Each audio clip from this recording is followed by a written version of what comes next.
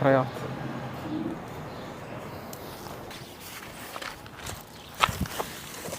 شو تأخرت وين صرت؟ والله ابوي معقب بالقوى قنعته. يلا قوم خلينا نلعب طاولة. يلا.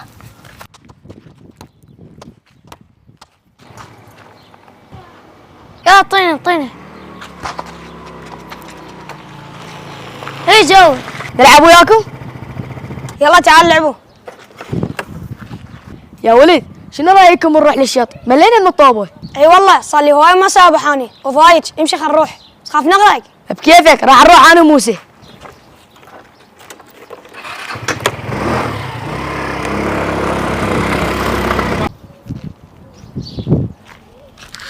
حسان شنو رايك نروح للشط